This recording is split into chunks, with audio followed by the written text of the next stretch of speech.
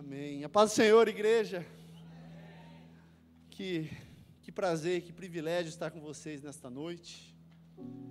Para quem não me conhece, eu não me conhecia até o pastor me anunciar ali, né? Meu nome é César, né? Sou relações públicas, como disse o pastor. Sou aspirante a pregador da palavra do Senhor. Nas horas vagas, cozinheiro em retiro. Eu sou universal, meu irmão. Aleluia, só para quebrar o gelo, glória a Deus. Amém, meus irmãos. Irmãos, é com muito temor e com muito tremor que eu estou aqui nesta noite. É a primeira vez que eu subo nesse altar num culto de domingo para falar à igreja. E a responsabilidade é muito grande estar aqui nesta noite. Mas aquele que me chamou, eu creio que é fiel e irá fazer na minha vida aquilo que eu sempre tenho almejado, que é poder trabalhar na casa do Senhor. Amém, meus irmãos. Nosso pastor me encobriu nessa noite de falar da palavra do Senhor. Eu confesso para os irmãos que não é nada fácil. Não é fácil estar aqui. Mas o pastor me convidou e convidou a um grupo de irmãos há um tempo atrás a fazer uma caminhada de fé, passos de fé, né, sendo separados ao presbiterado desta igreja. E eu confesso, meus irmãos, que quando teve o convite, eu pensei, mas eu não sou digno, Senhor. Senhor, o que o Senhor está vendo em mim que eu não estou vendo? E meus irmãos, e esses encontros que nós estamos tendo com o pastor, Deus tem falado ao meu coração e tem me mostrado e tem me dado direcionamento. E isso tem sido testificado no meu espírito. E eu creio que a minha vida será muito usada pelo Senhor. Ele fará na minha vida e através da minha vida. Irmãos, quando há um chamado desse, a gente precisa só ir, se entregar.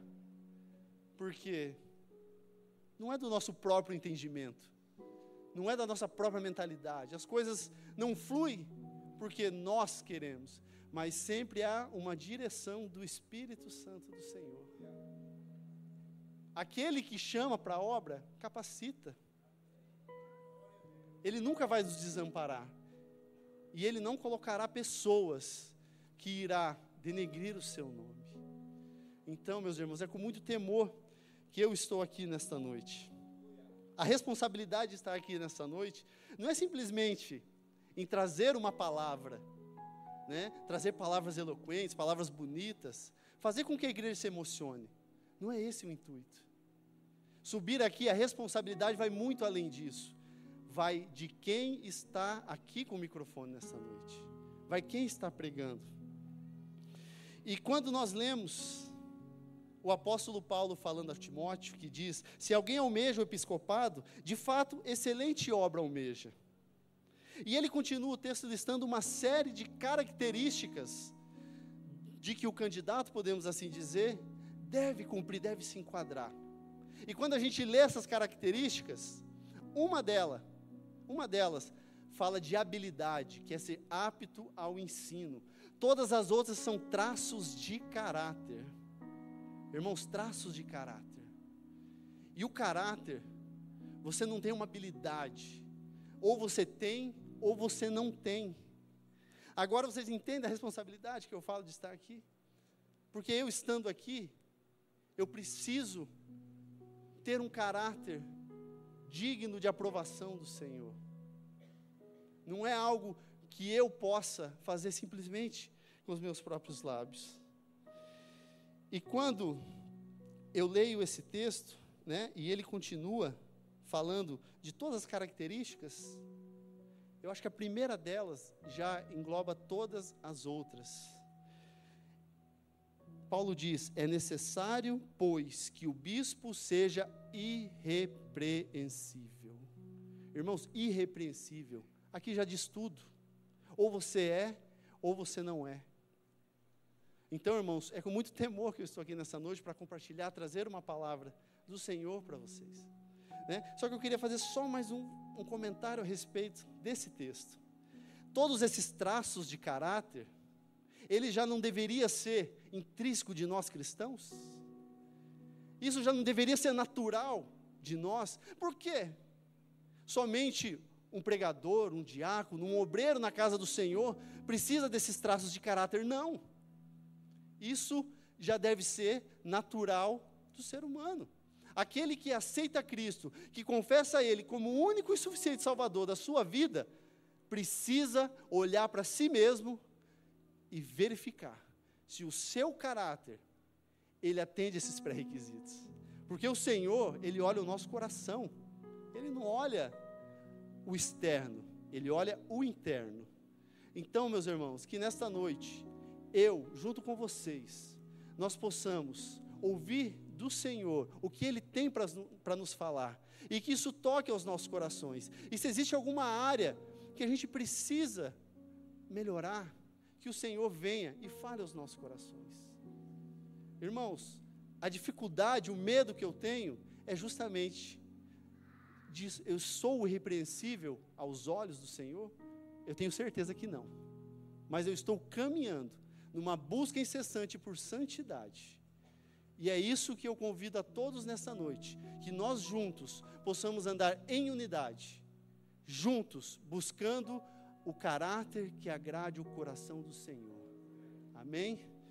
E eu faço uma pergunta: como podemos ser irrepreensíveis em um mundo que está o tempo todo querendo nos dominar e nos fazer escravos do pecado? A Bíblia nos diz: o diabo, nosso inimigo, anda ao redor como um leão, rugindo a quem procura devorar. Irmãos, o inimigo, ele é organizado, ele usa de estratégias, ele sabe aonde atacar. E uma das estratégias que ele utiliza é nos fazer perder o foco em Jesus Cristo. E eu, quando preparando esse sermão, eu estava ansioso, eu sofro com muita ansiedade, eu confesso aqui aos irmãos, eu sofro com isso. E preparando isso, Senhor, que não seja de mim, mas que venha do Senhor. E quando o irmão Tarso subiu aqui nessa noite, e começou a falar de foco, olhar em Jesus, de crucificar a nossa carne, é isso que eu quero compartilhar nesta noite.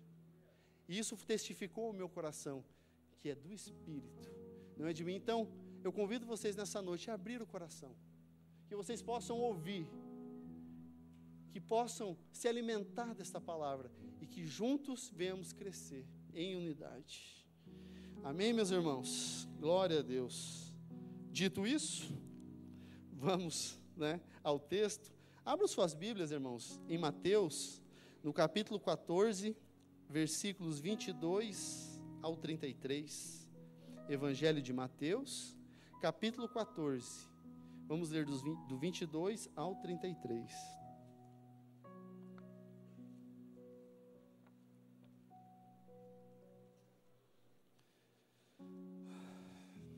Amém? Vamos ler.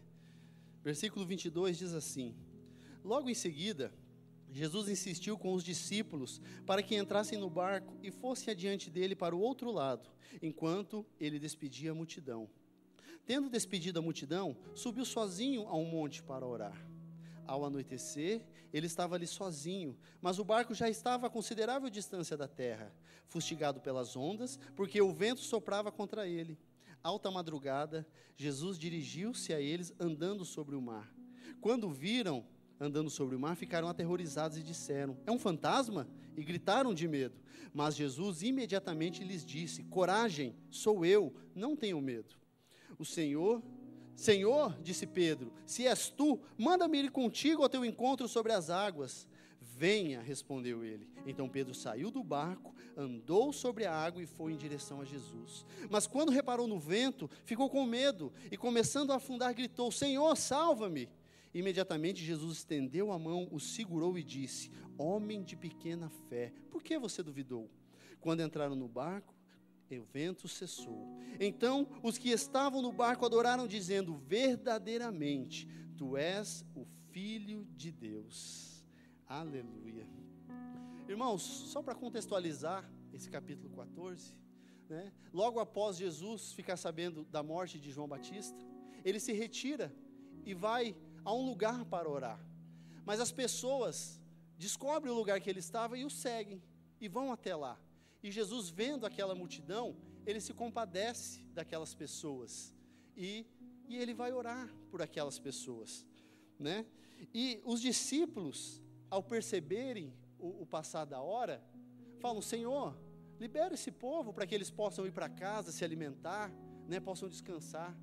Mas o Senhor, compadecido daquelas pessoas, já era tarde, o Senhor faz aquele texto tão conhecido, que ele multiplica os pães e os peixes. E logo depois disso, todos alimentados com fartura, o Senhor fala aos discípulos: vão, entrem no barco, vão adiante, eu vou me retirar para orar. E Jesus, saindo, se retirando para orar, ele ora e o barco vai bem adiante, né? E o barco já estava longe, e Jesus foi ter com eles. E quando eles já estavam a uma distância considerável, o tempo era ruim, as condições climáticas não eram boas, ventos, ondas, neblina, eles olham Jesus vindo em sua direção, mas não reconhecem, e começam a ficar apavorados de medo, e começam a gritar, ao que Jesus diz: calma, sou eu. E Pedro, crendo e confiando no poder de Jesus, ele diz: Senhor, se é tu mesmo, me chama para ir a teu encontro. Por que Pedro fez essa pergunta e pediu para que ele fosse ao encontro do Senhor? Porque ele sabia, se realmente fosse o Senhor, ele poderia andar sobre as águas.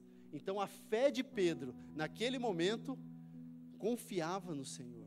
E o Senhor falou: venha, e Pedro desce do barco. E a Bíblia diz, né, que Pedro, ele caminhou sobre as águas. Ele caminhou, ele não colocou um pé e afundou, ele caminhou. A fé de Pedro fez com que ele caminhasse sobre as águas. Ele deu passos de fé. Só que na caminhada em direção ao alvo, em direção a Jesus, ele começou a reparar nas circunstâncias. Ele começou a reparar no mau tempo, no vento, na chuva. E aquilo foi começando a mexer com ele. E quando aquela fé que parecia inabalável se tornou frágil, Pedro afundou.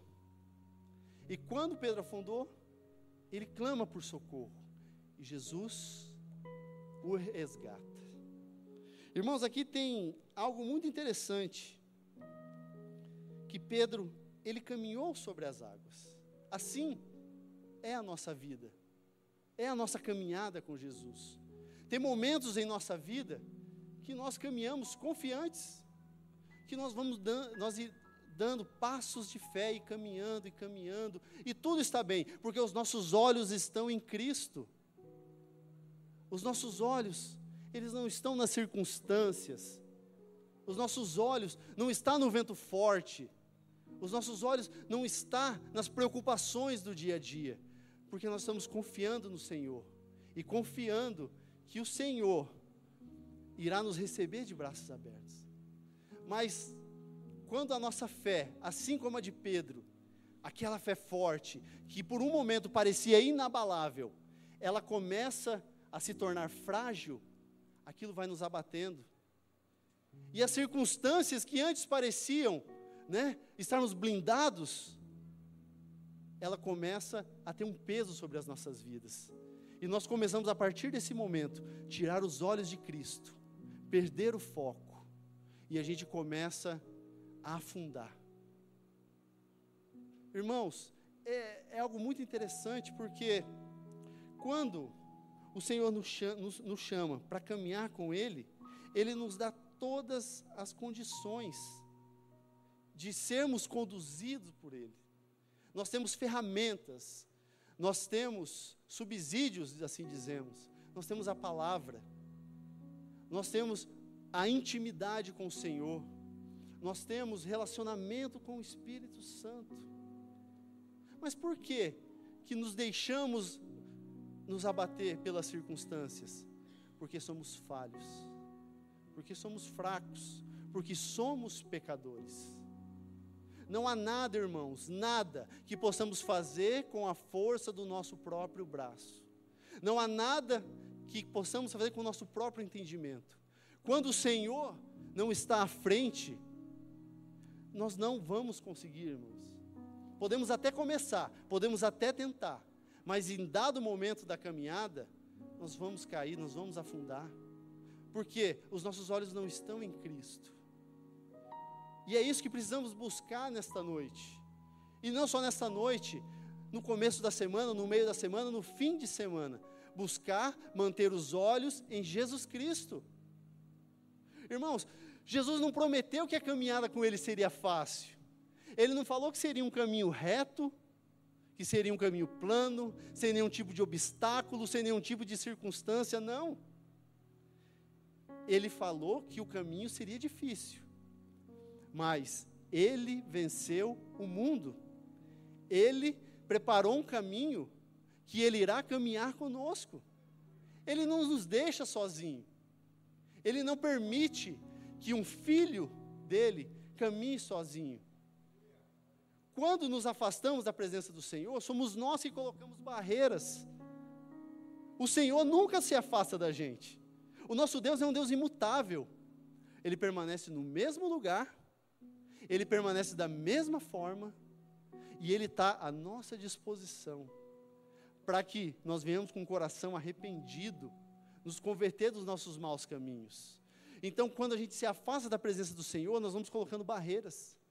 E essas barreiras só podem ser quebradas quando restauramos o nosso relacionamento com o Senhor. Não há como eu olhar para o Senhor, Senhor, eu estou aqui atrás dessas barreiras, vem até mim. Não, precisamos dar passos de fé. É Jesus que falou a Pedro, venha. Pedro poderia ter questionado e falado, Senhor, então se é o Senhor mesmo, vem até nós. Mas aqui, Pedro mostrou a sua fé. E foi o Senhor que disse até ele, venha. E Ele nos convida todos os dias, dizendo, venha, venha, venha até mim. Não importa como você está. Não importa qual a circunstância que você está passando. O seu pecado, o seu problema, não é maior que o amor que eu tenho por você. Não é maior pelo desejo que eu tenho de te restaurar. Irmãos, muitas vezes podemos estar frios espiritualmente. Podemos não ter o desejo de orar. Mas o Senhor está ali, apenas esperando um pedido de socorro, para que Ele estenda a mão e Ele nos resgate. Amém? Como eu disse, meus irmãos, a gente precisa manter o foco. E eu confesso para os irmãos, como eu disse, eu sofro com ansiedade.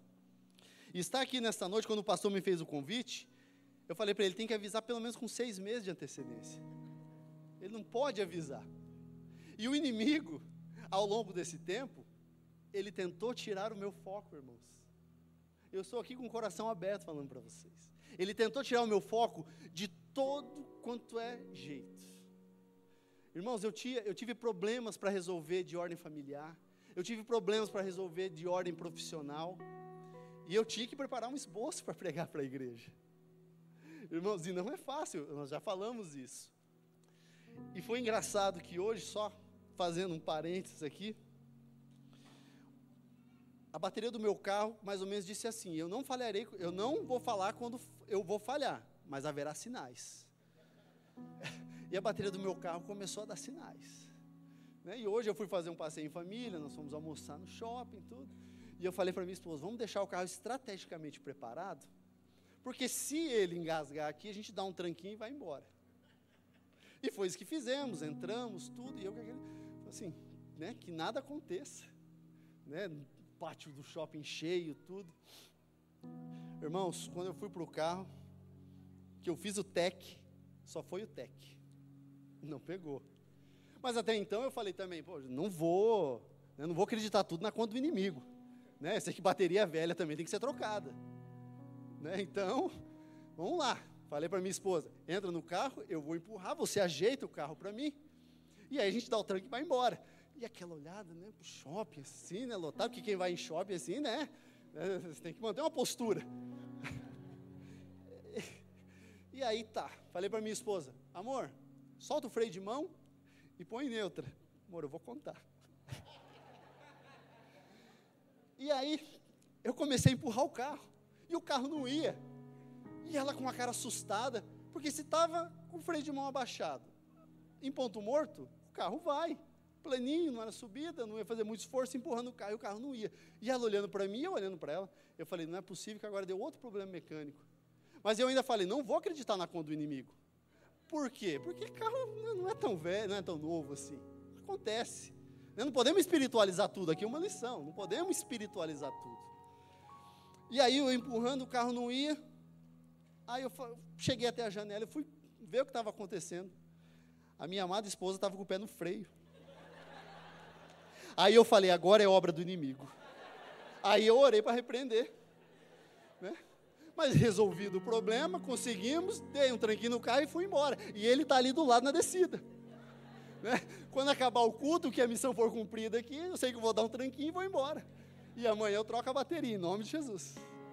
Amém? Ah, irmão, mas é isso que eu quero dizer. A gente não pode espiritualizar tudo, mas o mundo, ele nos faz perder o foco. Recebo. Não podemos espiritualizar tudo, mas o inimigo, o mundo lá fora, ele faz de tudo para que nós venhamos perder o foco. Por quê? Porque o mundo quer nos escravizar. O mundo ele quer pecadores. Quanto mais pecadores no mundo, melhor. O que o inimigo quer? O inimigo quer nos afastar da igreja. Ou também ele não quer nos afastar da igreja, mas ele não quer que tenhamos um relacionamento com o Senhor aqui dentro. Ele não acha ruim estarmos aqui. Mas o que ele acha ruim é quando o nosso coração não está lá fora. O nosso coração está aqui, prestando o nosso culto ao Senhor. É isso que enfurece o inimigo. E irmãos, e nessas conversas nossas com o pastor, ele falou esses dias numa reunião de 3 áreas. Eu até mandei uma mensagem dele confirmando. 3 áreas que todo ser humano tem maior dificuldade e que nos fazem tirar o foco em Jesus Cristo. Que nós elencamos em dinheiro, sexo e poder. São 3 áreas que todo ser humano tem ou terá dificuldade. E são áreas que o inimigo, como eu disse, ele possui estratégias. E ele sabe do coração de cada um. Ele não pode ler nossos pensamentos, mas ele conhece as nossas fraquezas. E ele sabe onde atacar. E ele ataca, meus irmãos. E quando nós estamos vulneráveis, podemos dizer com a imunidade espiritual baixa, ele nos ataca. E aquilo vai nos minando, até que venhamos ter o fortalecimento espiritual. Quando a gente fala que a carne é fraca, eu discordo completamente. A carne não é fraca, a carne é forte. Ela é forte por quê? Porque ela milita contra o espírito o tempo todo. E assim, numa batalha, quem vence a batalha? Quem está mais forte. Quem está mais alimentado? É a carne ou é o espírito? O que nós temos alimentado na nossa vida? Temos alimentado a nossa carne através dos desejos, das paixões mundanas, daquilo que é pecaminoso? Ou nós temos alimentado o nosso espírito através da palavra do Senhor, através de jejum, de oração, de relacionamentos na igreja? É isso, meus irmãos. A batalha, ela é diária e constante. Só pode haver um vencedor. Irá vencer aquele que está melhor preparado, aquele que está melhor alimentado. Então, quando os nossos olhos observam e aquilo começa a entrar no nosso coração, o pecado vai tomando conta. E o pecado, ele vai nos engolindo, ao chegar ao ponto de não termos mais força, nem sequer para orarmos. E quando chega nessa situação, nessa circunstância, está do jeitinho que o inimigo gosta.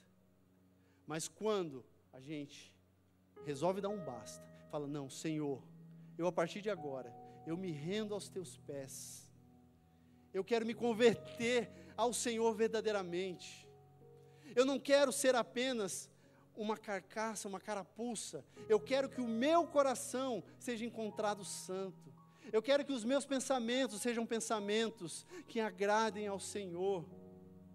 Eu não quero agradar o mundo, eu quero agradar ao Senhor. E quando a gente faz uma oração verdadeira, e quando a gente se converte verdadeiramente, meus irmãos, aqui, quando eu digo se converter, é se converter realmente dos seus maus caminhos. Nós sabemos quais são os nossos maus caminhos. Nós sabemos qual área temos mais dificuldades. Nós sabemos aquilo que nós temos fraqueza. Então, quando nós sabemos, nós temos consciência, por que eu vou flertar com o pecado? Por que eu vou negociar com o pecado? Eu sei que eu preciso me afastar. Tem áreas, irmãos, da nossa vida que nós não vamos conseguir vencer. Mas eu estando distante, não estou imune, mas eu estou protegido, porque o Senhor está nos guardando, porque os meus pés não estão ao derredor, e não estão pisando aonde o inimigo gostaria que eu estivesse pisando, e isso me protege. Só que quando eu dou um passo adiante, e eu começo a flertar com o pecado, e o pecado vem se aproximando de mim, irmãos, é só a graça e a misericórdia do Senhor. Não há coisas humanas que podemos fazer, se não for através de um relacionamento com o Espírito Santo. Não há o que podemos fazer com as nossas próprias forças. Então, citando esses 3 itens, nessas 3 áreas da nossa vida, dinheiro, sexo e poder, eu gostaria aqui de, bem rapidamente, citar 3 exemplos na Bíblia, de pessoas, que sofreram com essas áreas. E a primeira área é o dinheiro. E aqui eu queria falar um pouco sobre Judas Iscariotes. Lá em João, capítulo 12, de 3 a 6, diz: Então Maria pegou um frasco de nardo puro, que era um perfume caro, derramou sobre os pés de Jesus e o enxugou com seus cabelos. E a casa encheu-se com a fragrância do perfume. Mas um dos seus discípulos, Judas Iscariotes, que mais tarde iria traí-lo, fez uma objeção. Por que este perfume não foi vendido e o dinheiro dado aos pobres? Seriam 300 denários. Ele não falou isso por se interessar pelos pobres, mas porque era ladrão, sendo responsável pela bolsa de dinheiro que costumava tirar quando nela era colocado. Irmãos, Judas, ele foi um dos 12. E pensando sobre Judas, irmãos, eu não acredito que Judas entrou no ministério de Jesus para ser um ladrão. Até porque o ministério de Jesus era um ministério humilde, simples, era um ministério de pescadores, não era de pessoas instruídas, não tinham grandes palácios, era um ministério que viajavam, dormiam acampados. E Judas, ele se interessou por esse ministério porque ele viu o mestre pregando. Ele viu as maravilhas que o mestre ia pregando. Irmãos, tem uma passagem que eu acho muito interessante, que Lucas, no capítulo 9, versículo de 1 a 2 diz: Reunindo os 12, Jesus deu-lhes poder e autoridade para expulsar todos os demônios e curar doenças. E os enviou para pregar o reino de Deus e curar enfermos. Reunindo os 12, Jesus deu-lhes poder e autoridade. Judas recebeu poder e autoridade. E Judas curou enfermos. E Judas, ele curou pessoas, ele pregou do Evangelho. E ele tinha o poder do Senhor, ele experimentou aquilo que só Jesus tinha. Irmãos, mas dado o momento da caminhada de Judas, ele perdeu o foco. Ele deixou de olhar para Jesus e começou a olhar para a bolsa de dinheiro. Quando João fala que ele era aquele que tirava aquilo que era colocado na bolsa, a ganância no coração de Judas fez com que ele perdesse o foco em Jesus, perdesse o foco no Evangelho, perdesse o foco naquilo que Deus tinha colocado nas mãos dele, para que ele fosse. Irmãos, Judas ele era um dos mais instruídos dos 12. Judas tinha tudo para ser um apóstolo do calibre de Paulo, de Pedro, de todos os outros. Mas não, Judas deixou se converter para a ganância, para o dinheiro. E aquilo foi crescendo. E a história dele, todos nós sabemos, ele traiu Jesus por 30 denários, se eu não me engano, agora, não lembro, 30, moedas de prata, isso. E nós vemos isso em Judas, e vamos trazer para a nossa vida, como que o dinheiro tem sido na nossa vida? nós temos dado mais importância ao Senhor ou ao dinheiro? Quando há uma necessidade, quando há uma urgência para ser atendida, o nosso coração se abre ou se fecha porque precisamos dispor dos nossos bens? Irmãos, 1 Timóteo, de 6 a 9 diz, 6, 9 a 10 diz: os que querem ficar ricos caem em tentação, em armadilhas e muitos desejos descontrolados e nocivos, que levam os homens a mergulharem na ruína e na destruição. Foi o que aconteceu com Judas. Versículo 10, pois o amor ao dinheiro é a raiz de todos os males. Algumas pessoas, por cobiçarem o dinheiro, desviaram-se da fé e se atormentaram a si mesmo com muitos sofrimentos. A palavra do Senhor diz que nós não podemos servir a dois senhores. Ou servimos ao Deus, ou servimos ao dinheiro. Não há espaço para que venhamos a cultuar dois senhores. Não. Então, irmãos, nessa noite, se temos isso no nosso coração, vamos depositar no altar do Senhor. Vamos pedir diariamente sabedoria para lidar, inclusive, com as nossas finanças. Deus tem bênçãos sem medida sobre a nossa vida. Deus quer fazer infinitamente mais do que pedimos ou pensamos. Mas o que Ele quer de nós? Fidelidade. Ele só quer fidelidade. Ele não quer que o nosso coração esteja convertido ao dinheiro. Ele quer que o nosso coração esteja convertido a Ele. Que nós possamos colocar o nosso coração e falar: Senhor, toma conta, é Teu. Espírito Santo do Senhor, me dá um direcionamento nessa área. Se eu ainda tenho ganância, se eu ainda tenho avareza, se eu ainda tenho uma dificuldade em lidar com o dinheiro, Senhor, me capacita. Me ajude a não me converter ao dinheiro, à ganância, mas que eu venha me converter ao Senhor, e que aquilo que eu tenho, que seja para a honra e glória do Seu nome, e que eu seja fiel ao Senhor. Que nós possamos, irmãos, nessa noite, buscar esse entendimento. Agora eu gostaria de falar de uma segunda área. Preciso molhar as palavras aqui, irmãos. O nervosismo está grande, mas o Senhor é fiel. Aleluia. A segunda área, vamos falar aqui sobre sexo. E aqui nós enquadramos pornografia, adultério, impulsos sexuais.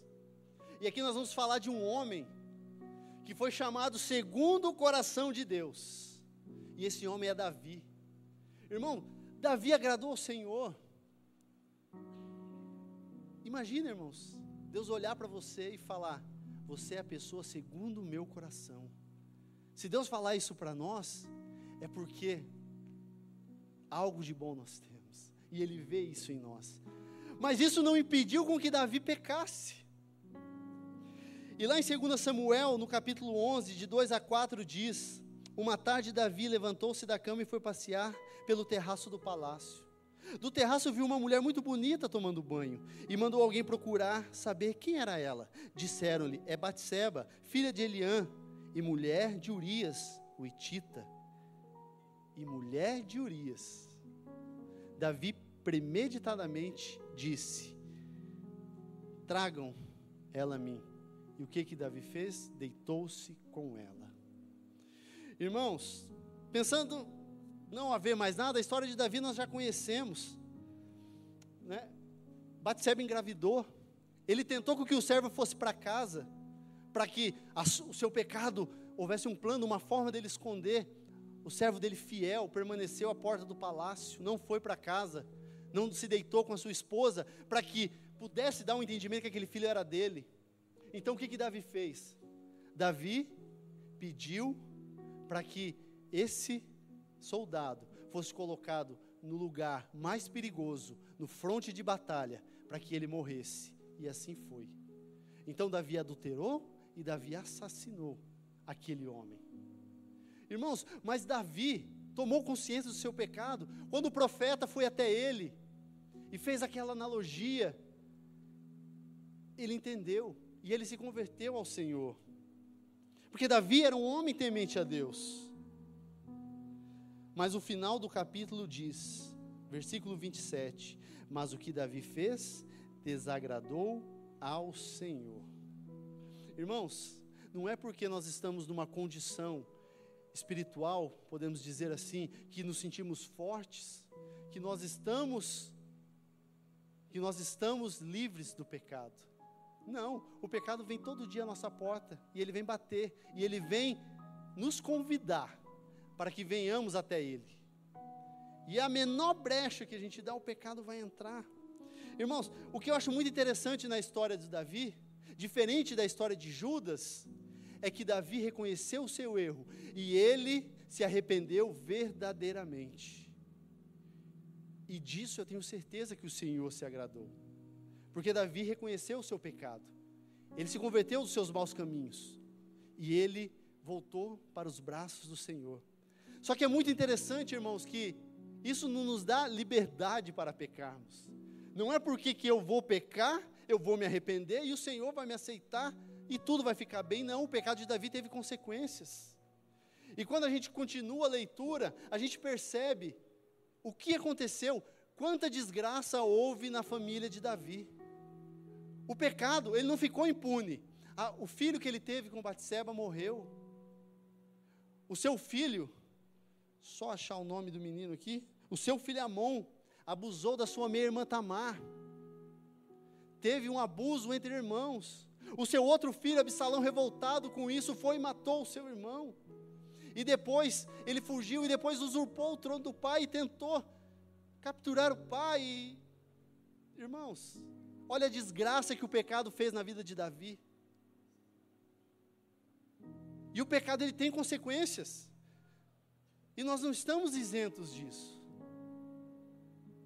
Então, meus queridos, que nessa noite nós tenhamos um entendimento de que se eu estou flertando com o pecado, e eu vou e cometo esse pecado, haverá consequências, não ficará impune. Eu creio na misericórdia do Senhor, eu creio que Ele irá restaurar se nos arrependermos verdadeiramente, mas não ficará impune, e nós vamos sofrer as consequências, e as consequências podem ser muito mais danosas do que o pecado que nós cometemos. Não é só um peso de consciência. Na vida de Davi foi uma desgraça, a sua família se deteriorou.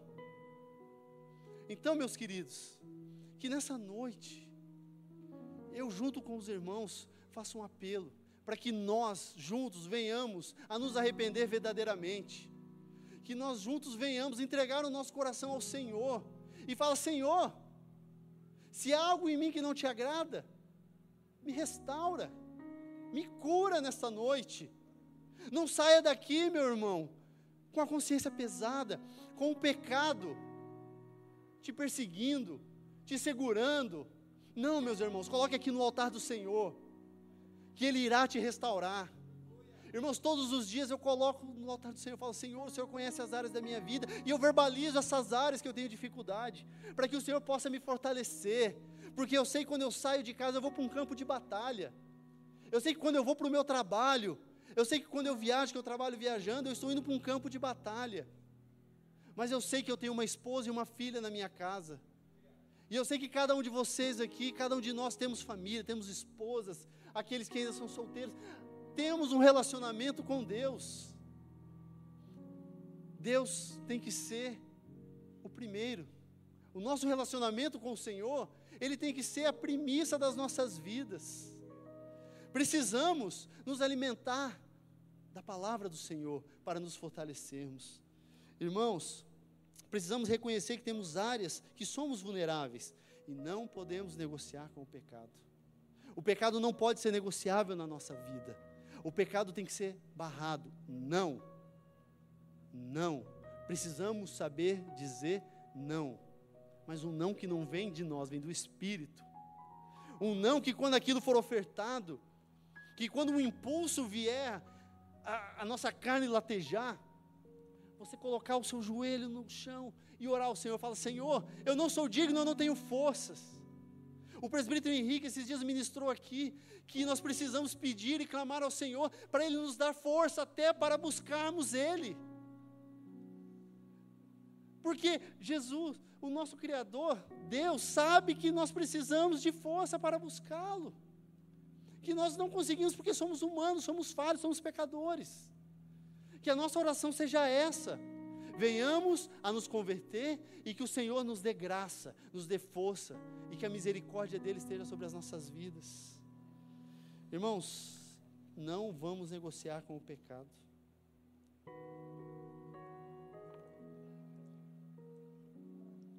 Pastor, agora eu sei como é difícil terminar o culto no horário. Falando agora, da minha parte está absolvido. Irmãos, e a terceira área que eu queria finalizar é a área do poder. E aqui eu queria citar um personagem que é fantástico, que somos nós mesmos, que é o homem. Irmãos, a história, quando nós pegamos de Gênesis a Apocalipse, é o homem caindo e se reconciliando com o Senhor. É o homem caindo da graça, caindo da presença e buscando cada vez mais se reconciliar com o Senhor. E a história do homem é essa. O que Marcos 8,36 diz? Pois que adianta o homem ganhar o mundo inteiro e perder a sua alma? Jeremias, no capítulo 17, versículo 9, diz: enganoso é o coração, mais do que todas as coisas, e desesperadamente corrupto. Quem o conhecerá? Irmãos, desde o princípio nós vemos uma busca incessante do homem pelo poder. A relação de homem e poder é uma coisa que é incessante. O homem parece que precisa do poder, ele precisa sentir o gostinho do poder. E quando nós buscamos esse poder de uma forma destemida, determinada, não pensando nas consequências, nós mentimos, nós passamos por cima das pessoas, nós magoamos, nós ferimos, nós manipulamos. E aqui já não é mais o espírito, é a carne. É a carne falando, é a carne nos conduzindo a um lugar aonde nós vamos ir contra aquilo que Jesus pregou. Irmãos, quando olhamos para nossas vidas, vamos fazer uma pergunta: eu estou mais parecido com Jesus Cristo? Eu estou buscando a presença do Senhor? Eu estou olhando para Cristo, olhando para a cruz? Eu estou crucificando a minha carne, como disse o presbítero Tarsis? Ou eu estou satisfazendo a minha carne? Não, daqui a pouco eu volto para a presença do Senhor. Está tudo bem, está tudo tranquilo. O mundo, ele é atrativo. Irmãos, o mundo, ele coloca coisas aos nossos olhos que nos seduzem.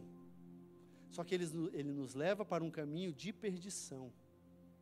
Ele nunca vai nos levar para um caminho de redenção. O único caminho de redenção é Jesus Cristo. Aquele que se sacrificou, aquele que nos elevou à condição de filhos de Deus. Ele nos sacrificou meramente por um ato profético, não. Ele sacrificou para que eu e vocês, nós tenhamos vida e vida em abundância. Que nós tenhamos uma vida aqui nessa terra, vivendo o melhor do Senhor. Mas o melhor do Senhor não está lá fora, nas coisas do mundo, naquilo que agrada a minha carne. O melhor do Senhor está naquilo que agrada o Espírito do Senhor. Irmãos, nós podemos ter bênçãos incalculáveis sobre a nossa vida, bênçãos sem medidas, basta darmos um passo de fé. E nesta noite eu convido cada um de vocês, e eu me convido todos os dias, a dar mais um passo de fé, em direção a Jesus Cristo, e dar passos de fé, até que eu chegue à presença do Senhor, e que eu não repare no vento, e que eu não repare na onda, e que eu não repare ao mau tempo, mas que eu repare em Cristo, estendendo a sua mão para mim, e Ele vai me dar a sua mão, e Ele vai segurar a minha mão. Quando lemos o episódio, a Bíblia fala que quando eles entraram no barco, o vento cessou. Quem entrou no barco? Pedro e Jesus. Jesus estava no barco. Enquanto Jesus não entrou no barco, o vento não cessou. E o barco é a nossa vida. E Jesus, Ele só quer entrar no barco. Ele só quer fazer a tempestade parar. Ele só quer que confiemos nele. Ele só quer que venhamos dar esse voto de confiança, esse crédito, para que Ele se manifeste completamente na nossa vida e que possamos caminharmos com Ele. Uma caminhada que muitas vezes, como eu disse, pode ser dolorosa, pode não ser fácil, mas Cristo está segurando a minha mão.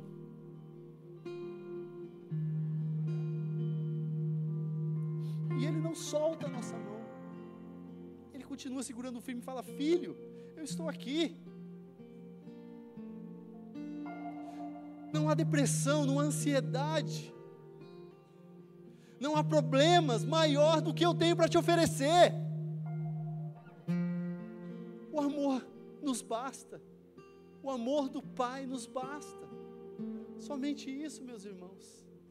Quando confiamos no Senhor, as coisas acontecem. Irmãos, essa semana, eu com todas essas situações para resolver, eu fiz uma semana de propósito de jejum. Irmãos, e foi algo que é recente na minha vida, o entendimento do jejum, e eu tenho buscado entender mais e mais sobre o jejum. Irmãos, e essa semana, eu fui tocado poderosamente pelo Espírito. Irmãos, quando eu estava ali, sentado, me preparando para estar aqui agora, pregando essa palavra, essa mensagem à igreja, eu falei: Senhor, nunca vi tanta gente nessa igreja. Senhor, brotou visitante. Glória a Deus por isso, irmãos. Sejam bem-vindos. Irmãos, tem irmãos aqui que fazia tempo que eu não via. Eu falei: Senhor. Mas o Espírito Santo, na hora ele me respondeu: se você pregar para 1 ou para 1 milhão, a responsabilidade é a mesma, porque você está levando a minha palavra. Aleluia. Então, meus queridos, é só por Deus.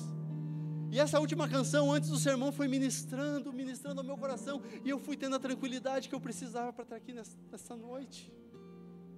E eu fui orando durante essa semana, e essas coisas vinham me afligindo.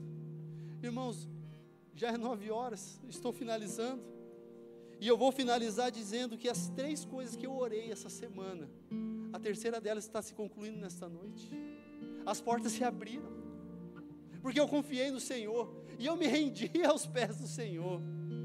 Irmãos, e é uma sensação que eu não quero deixar, mas para que eu não deixe, para que nós não venhamos a deixar essa experiência com o Senhor, precisamos manter o foco em Cristo. Ao longo dessa semana, olhe para a cruz, olhe para Cristo, olhe para aquele que está segurando em suas mãos. Irmãos, em Atos de 8, 9 e 11 diz, e de 14 a 19, um homem chamado Simão vinha praticando feitiçaria durante algum tempo naquela cidade.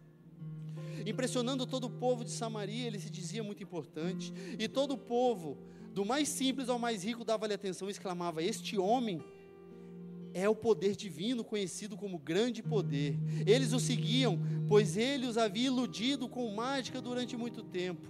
Versículo 14, os apóstolos em Jerusalém, ouvindo que Samaria havia aceitado a palavra de Jesus, enviaram para lá Pedro e João.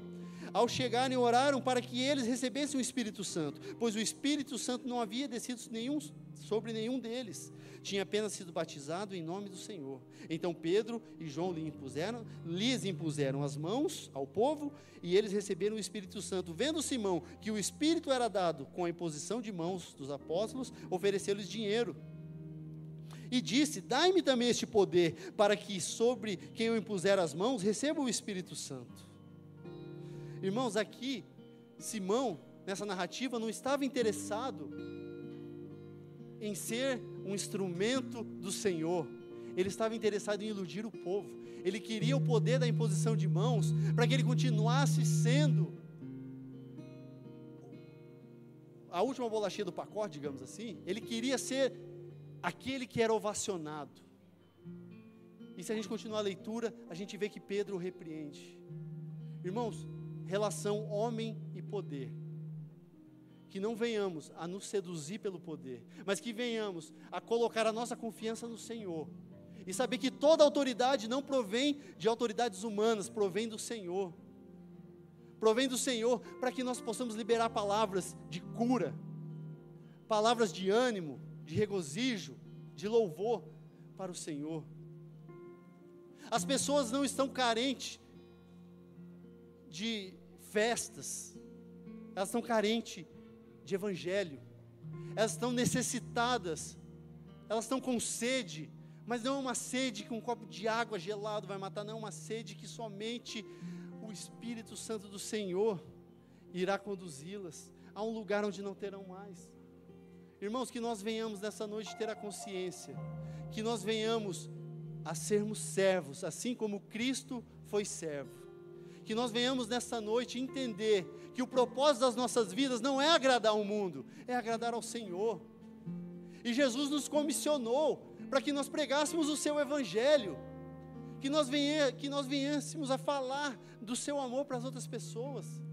Então nessa semana, se você tiver a oportunidade, fale do amor de Cristo, fale do foco que você tem, fale da sua fé inabalável. E eu profetizo sobre as nossas vidas que essa fé seja inabalável e que ela não venha a ser frágil, para que quando o vento bater, quando a onda estiver alta, isso não tire a minha atenção e eu continue caminhando a Jesus Cristo. Aleluia, meus queridos.